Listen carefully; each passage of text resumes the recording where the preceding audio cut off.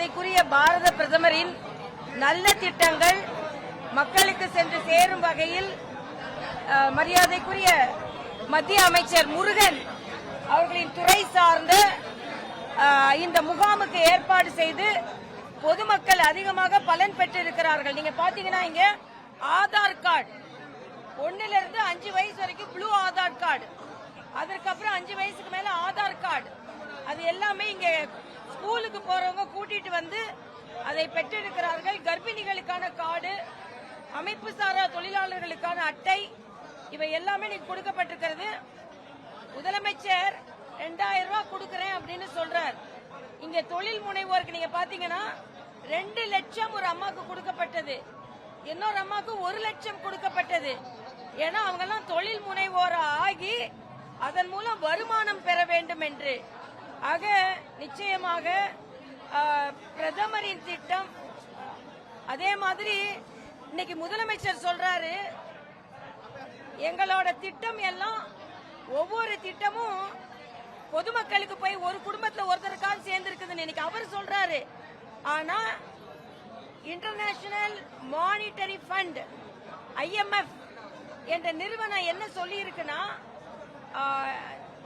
மரியாதைக்குரிய பாரத பிரதமர் அவர்களின் திட்டம் இந்தியால 140 கோடி பேர்ல எத்தனை குடும்பங்கள் இருக்கிறதோ அந்த குடும்பத்தில் ஒருவராவது பலனடைந்திருக்கிறார்கள். நான் இன்னொரு முக்கியமான தகவலை சொல்றேன். முதலமைச்சர் அவர்கள் தமிழ்நாடு மட்டும்தான் 11.5% வளர்ச்சி அடைந்திருக்கிறது, அதுக்கு தமிழ்நாடு அரசு மட்டும்தான் காரணம் சொல்றாரு. ஆனா மத்திய அரசின் பங்கு அதுல இருக்குது. உதாரணத்திற்கு சொல்றேன், முத்ரா வங்கி திட்டத்தின் மூலமாக தொழில் முனைவோர் ஆனவங்க 3 லட்சம் கோடி தமிழ்நாட்டில் கொடுக்கப்பட்டிருக்கிறது. 68% பெண்கள், 10% சிறுபான்மையினர், 1 கோடி பேருக்கு ஆயுஷ்மான் திட்டம் என்று இந்த விபத்து காப்பீடு கொடுக்கப்பட்டிருக்கிறது. ஸ்டார்ட் அப், நேற்று ஜிதேந்திர சிங் கூட சொல்லியிருக்கிறாரு, ஸ்டார்ட் அப் அது அதிகமாக தமிழ்நாட்டில் தான் பிரதமரின் திட்டத்தினால் உருவாக்கப்பட்டிருக்கிறது.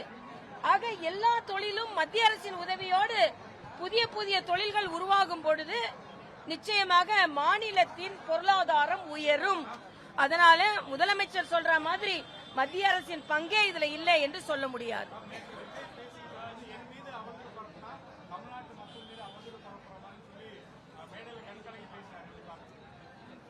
அவர் அப்படி நினைக்கிறாரு. சினிமா நடிகர்கள் எல்லாருமே அப்படிதான் நினைக்கிறாங்க. என்னொருத்தவங்களுக்கு சொன்னா அவங்க வீட்டுல தான் உள்ளவங்க மாதிரி அப்படின்னு சொன்னா, தம்பி அப்ப டிக்கெட்டு எல்லாமே எல்லாரும் சினிமா பார்க்க வச்சாரா? நான் உங்க வீட்டுல ஒருத்தர், அதனால எனக்கு சினிமா பாக்குறதுக்கு டிக்கெட்லாம் வேணாம்னு சொன்னாரா? இதெல்லாம் சொல்றதா, வசனம் சொல்றதாப்பா. அதனால ஆனா ஒண்ணு, திராவிட முன்னேற்ற கழகத்தில் உள்ள அமைச்சர்களை நீங்க எல்லாரும் முன்னால எவ்வளவு சொத்து சேர்த்திருந்தீங்க, இப்ப எவ்வளவு சொத்து வச்சிருக்கீங்க அப்படின்னு கேட்டது உண்மையிலேயே பொதுமக்கள்கிட்ட. நான் எனக்கு என்ன கருத்துனா, அவரின் கருத்துக்கள் பொதுமக்கள்கிட்ட சென்று பதியும் போது அது தேசிய ஜனநாயக கூட்டணிக்கு உறுதுணையா இருக்கும். ஏன்னா கருத்தியல் ரீதியாக அவர் திமுகவை எதிர்க்கிறார். ஆனால் போட்டி என்பது தேசிய ஜனநாயக கூட்டணிக்கு இண்டி கூட்டணிக்கு வரும்பொழுது அவரின் கருத்துக்கள் நிச்சயமாக திமுகவுக்கு எதிரான கருத்துக்கள் நிச்சயமாக மக்களை சென்று அடையும் பொழுது அது தேசிய ஜனநாயக கூட்டணியும் இதற்காகத்தானே பாடுபடுகிறது என்ற வகையில் கருத்தியல் ரீதியாக எங்களுக்கு உதவி செய்யும். பிளே ஸ்டோர் மற்றும் ஆப் ஸ்டோரில் இருந்து பாலிமர் செயலியை QR கோடு மூலம் பதிவிறக்கம் செய்யுங்கள். செய்திகளை உடனுக்குடன் பெறுங்கள்.